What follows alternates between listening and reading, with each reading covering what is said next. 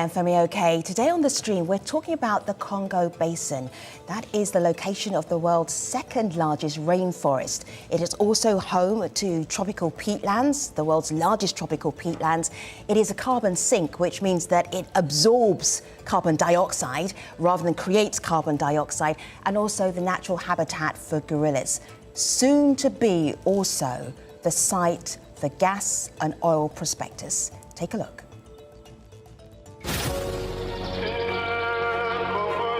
With an estimated potential of 22 billion barrels of oil in 3 major sedimentary basins and 66 billion cubic meters of methane gas in Lake Kivu, DRC is a new destination of investments for oil and gas companies.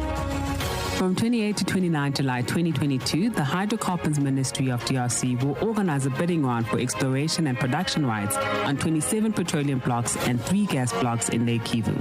International and national oil and gas companies are invited to join the event. DRC is a new destination for investments. Welcome to DRC. Today's show is the Democratic Republic of Congo putting oil and gas revenues ahead of the global climate crisis. Joining us, we have Simon and Mbong. They're going to give us their expert takes. Nice to have both of you with us. Simon, will you tell our audience what you do? Yeah, I'm a scientist. I work on climate change and tropical forests. So I've worked in the Congo Basin for many years now, trying to understand its role in the global climate system. Good to have you. And Mbong, welcome to the stream. Tell our audience what you do. Thank you, Femi. I'm a Pan-African and decolonization activist. I think of myself as having a penchant for amplifying the stories of communities speaking up for their rights to a safe and healthy environment and standing up against the greed of big business and the vested interest of governments. And but most importantly, I'm head of communications with Greenpeace Africa, which gives me plenty of opportunity to tell those stories. All right, I'm looking forward to those stories. So audience, viewers watching right now, if you're on YouTube, the comment section is open and available for you. Many of you I know understand the pros and cons of natural resources and fossil fuels. What do you think about the DRC opening itself up for oil and gas prospectors? Put your comments, your questions right here. We did try to involve the DRC government. Let me tell you all of the people that we reached out to. Ministry of Hydrocarbons, the Environment Ministry, the Ministry of Communications, who said, yes, we do want to be on the stream, and then completely ghosted us. But I am so glad that we have Mbong and Simon, because they are right here and wouldn't dream of ghosting us. If you're watching government of the DRC, comment section of YouTube, please be part of our show. All right, so let's take a look at this area in the Congo Basin where they are opening up auctions and bidding for oil and gas prospectors. If you look around the edge, you see where those red areas are. Those are the areas that are going to be up for bidding right now, all the way through to April of next year. Simon, what do you see in that graphic? And Mbong, I'm going to ask you the same thing. What does that say to you there? Well, to me, it says big problems on the horizon, because those red areas, my team estimate, cover 11 million hectares of tropical rainforest.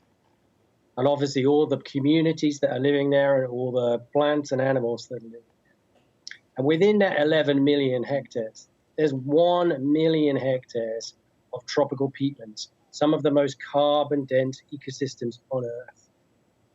And if those areas are opened up, even just to look for oil, then that could open the floodgates to wildlife loss, deforestation, and all sorts of problems for the local communities there. And Mbong, from a community perspective, is this an opportunity for the communities in those areas where there's going to be prospecting, or is it opening up some real problems for them in terms of what their land will look like, what farming will look like, what their livelihoods will look like? Femi, I'll tell you, what I see there is outright carnage by the government of the DRC on its people and, of course, the wildlife. The areas that are marked in red are very rich ecosystems that are housing some of the most pristine national reserves in the DRC, and it's home to millions of people. I think there are over 40 villages just between the Upemba Lake region and the Equator province, which Greenpeace Africa has had the privilege of visiting just before the auctions happened on July 28th. And for these communities, what they see is complete disaster, because you would recall it's over 60 years now, 40 years more to be exact, that some of their lands were already transformed into conservation parks, which meant restrictions to how they could function and how they could operate. And then for the past decades, they've been having to deal with illegal timber exploration and the false promises that came with that. And to know that their lands are up for auction has been a source of fear, of despair, and outrage for these communities. So what I see there, it's nothing but carnage and total disaster for the communities that are living and fending on these lands. I want to bring into our conversation Alan Ukani. He's a Congolese journalist who's been reporting on this this auction that is happening right now in the DRC. Alan, it's really good to have you. When you're reporting on this, is this a good news story for people in the DRC? Thank you very much for having me. And I don't think that it may be a good news for the authorities. But, you know, DRC people are a little bit disappointed. They know very well that it's not resources which the government doesn't have to change the situation. As the government is trying to convince people that this will increase, for example, the budget and also the income of the country, it will allow, for example, the country to tackle different situations with the income from this gas, oil, or opening the forest for the foreigners to come inside. In the DRC, when you talk with people, you discuss with the population, you don't feel like people are really warm about the idea, because they know very well that out of the forest, which they love, and also we have millions of people living, their life depends on forest, and also river or the lake, which are also targeted by the government with this project. People, they do know very well that it is not about, this is all about money for the politician or for a government, but it's not like this will change more something very special in their life. They know very well that this is all about politics and politicians trying to tackle some of the different projects for their own interest. So yes, people are not really, they don't take it as a big story or a big achievement which the government may achieve in the coming days, but they do believe that it's all about money and so on. But the country still have so many capacity to get money in other options by using other options as well. So this is interesting, Ellen, because on YouTube, and Mbong and Simon, on YouTube there's a conversation about, but the DRC, it needs to be developed. Isn't this a good opportunity to have funds to develop the DRC? Because it isn't at the moment, Mbong. But you know, Ellen, Mbong, Ellen. Ellen, you start, go ahead. I'll let you go ahead. Yeah. As journalists, you know, the country, when you go in Katanga region, for example, the DRC people, they all know that we have, for example, enough minerals which could help the country to be developed. If you, Ellen, for example, remind our audience how many minerals the DRC has. DRC has the most of, I think, the big reserve of cobalt, for example, in Katanga region. We have right now, the country is trying to open a lithium exploitation in the same area of Katanga. This will be $1 billion income in the country. And also, we have been living with these minerals for years right now, but people still ask me the same question that I was saying previously, what the country did with the money from the minerals. What are we doing with the money from the minerals up to now? It is all about billions that we are talking about here. So it's not like the country doesn't have a capacity.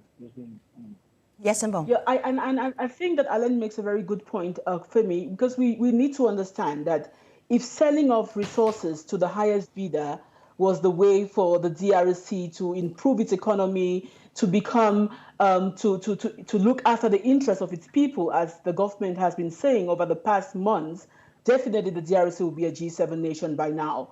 But that approach That's it's a very neo-colonial approach of extraction and shipping out of the country has failed persistently. And I'm happy Alan mentioned a bit about the reactions on the ground, because that is exactly what our teams also found out when they were visiting some of the villages and the communities that will be affected by this oil auction. It is complete outrage, because they know that government after government, they've been given promises of how selling of the forest would make life better, selling of the cobalt and all of the other minerals would transform their lives. But those promises have never delivered. And it's going to be the same thing. 10 years after these oil pipelines are buried and the oil shipped out of the DRC, it will be the same situation. It will be hardship and further despair for communities who are living life now, depending on the lakes for fishing, depending on the forest for food. And all of that will be taken away from them.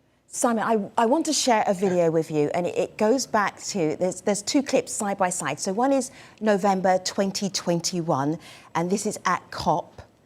And then we go to July 2022, which is in Kinshasa, where the auction begins. The same person is in both of these clips. It's President Felix Tshisekedi. And in one, he is promising to preserve the rainforest. In the other one, he's offering up little slots of land for people to prospect in them. Same suit, different message. Let's take a look. The forests of the Congo Basin represent the second lung of the world and contribute largely to the regulation of the global climate balance. However, this vast forest is exposed to the risks of deforestation. In the framework of the effective implementation of the Paris Agreement, it is imperative to take into account the mitigation of these risks, as otherwise a major ecological crisis could result. In a win-win partnership that respects environmental standards and the interests of local communities. With these words, I am delighted to solemnly launch today the bidding process for 27 oil blocks and 3 gas blocks. What happened, Simon? Well, who knows exactly what happened? And obviously it's up to the Congolese government to decide how to manage its different obligations internationally and nationally. But what I find so shocking about this, and it shocks the international community, is that this oil auction was announced very hastily and with no environmental or social or other impact assessments of what the impact might be of this oil exploration. And that is, I think, just anti-democratic to push this onto the Congolese people without having done the underlying work and presented to the Congolese people. These are the likely impacts of going down this route versus the likely impacts of going down another route. How can anyone make a sensible decision about whether this is a useful way to go or not? And I think that's because really they know deep down that this is not a sensible way to go. And I think crucially what a lot of people miss in this debate is that nobody knows how much oil is there. There might be none that's commercially viably extractable. So there may be a case where people put in very low bids, the government makes very little money, but then they open up the forest to go and do the oil prospecting and let in the commercial hunters, and that's the end of all the animals, the illegal commercial loggers, and that's the end of the big trees. And then it's this opened up, degraded forest that is very easily slated for outright deforestation. So you could have millions of hectares of deforestation in the heart of the Congo Basin of even no benefit financially to the Congolese government. This is entirely unthought through and really needs a reassessment, which is why I was very glad that the US government's recent visit to DRC said that they were very unhappy about the speed that this was happening and without all the safeguards and checks in place, and that there needed to be a slowdown and to do all the studies before thinking about going ahead with this plan. Let me play, that was the Secretary of State, Antony Blinken, in the DRC quite recently, as Simon was saying. I'm just going to play for our audience what he said, and there's some key points in there, Simon, so let me share them with our audience first of all. Back at COP26, the world made a collective pledge of $1.5 billion to support the Congo Basin's forest. So in that context, we had concerns about the announcement of the auction of these oil and gas exploration blocks.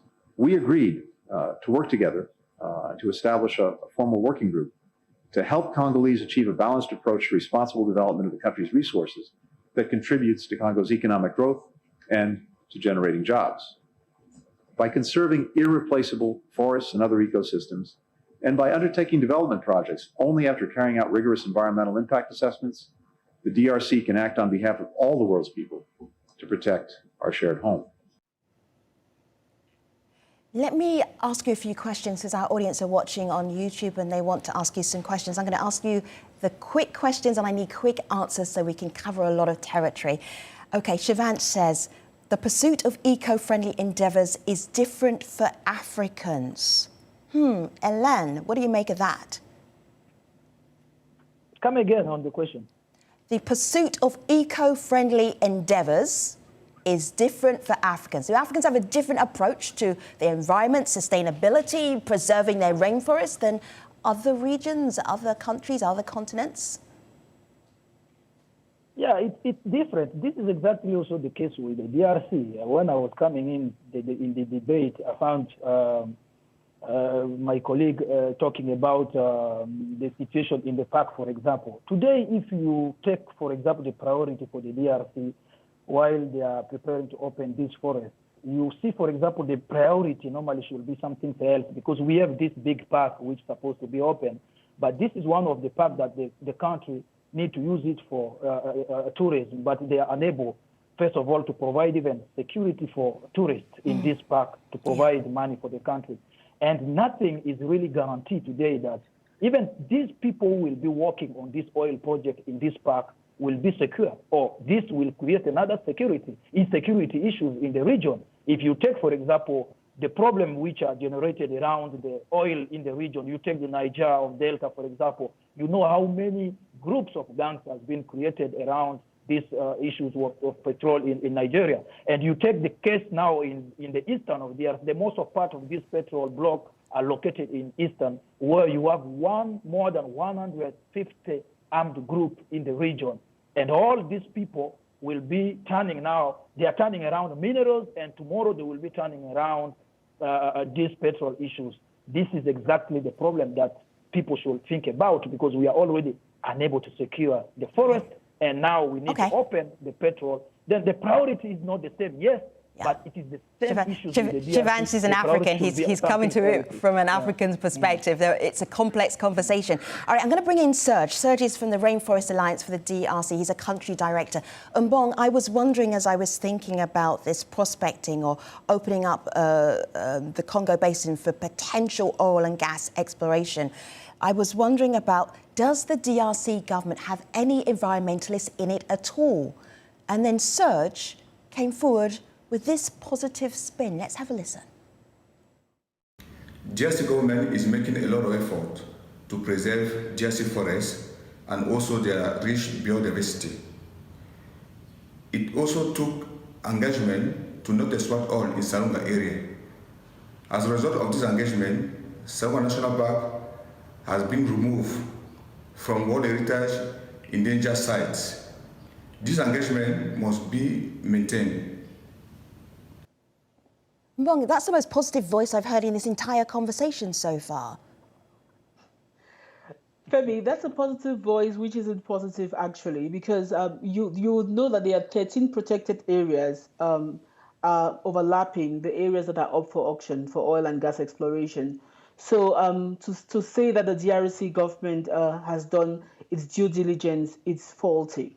It's nothing but faulty. In addition to that, there is no way we can sit here and say that the DRC government is doing its best, because even before the oil auctions came on, when we announced, they've been case after case of illegal forest concessions being granted by one minister after the other. And as Alain mentioned at the beginning, it's really about every member of the elite thinking of how to enrich themselves as soon as they can before they leave power. And I think that's what is happening with the oil block auctions as well. Yeah. It is nothing, there's nothing environmentally friendly. We know that no environmental impact assessment was conducted. And that is the least you do before going ahead with a project like this, if you really care about the environment.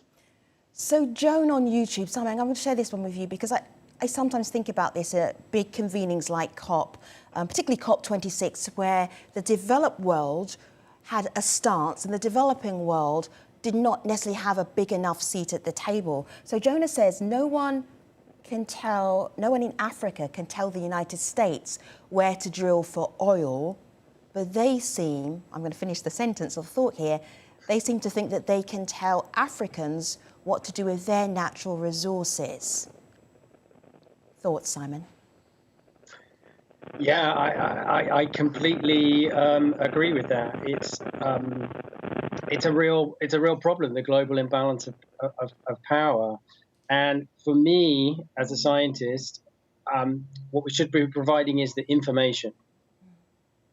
And then the Congolese people and the Congolese government can make the best decisions with the best available information. It shouldn't be for people from outside to make those decisions, but we do have to remember that we live in a very globalized world now. And that should be to the benefit of DRC and its forests. Now, we all know about novel diseases from COVID-19, and there are novel diseases, no doubt, in the depths of the Congo forest. And opening up for oil exploration and having people go in there and come out regularly increases the likelihood of another one of these novel diseases spreading around the world. And the cost of that to people and the cost of that to the global economy would vastly outweigh any income from the oil and gas.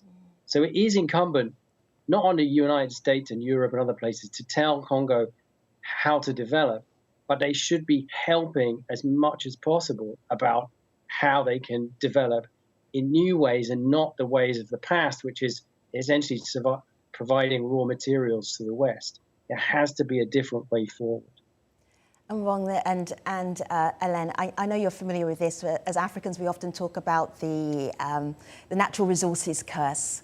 But I actually think it's not really about natural resources. It's about leadership. I mean, maybe the corruption curse. No. So Scott Pegg, he's a professor of political science, and I think he sort of, I was going to say, he named the gorilla in the room, which is very appropriate for this conversation. This is what he told us earlier.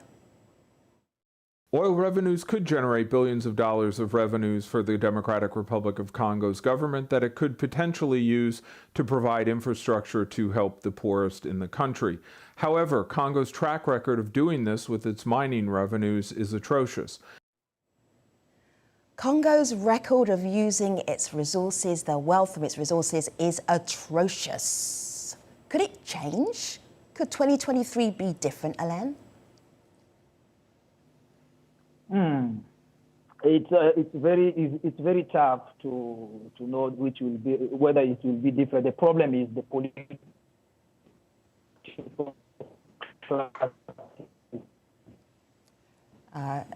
We've just lost Hélène's microphone there. So there's one question left, Simon. It's just the very end of this conversation, because we're talking about the world's second last rainforest being a carbon sink and what it brings to us as a global community. In a sentence, can you sum that up so we don't forget what we might be disturbing if we prospect in that area? Sure. The Congo Basin is removing around 1.5 billion tons of carbon dioxide from the atmosphere every single year. Mm-hmm. That's what it's doing to help humanity, of which the DRC government and DRC people currently get no finance from that. Okay. And that has to change. We have to recognize what an important place this is. Thank you, Simon. Thank you, Mbong. Femi, and thank you, Hélène. And thank you for all your comments and questions on YouTube as well. Excellent questions. Appreciate you. I'll see you next time. Take care, everybody.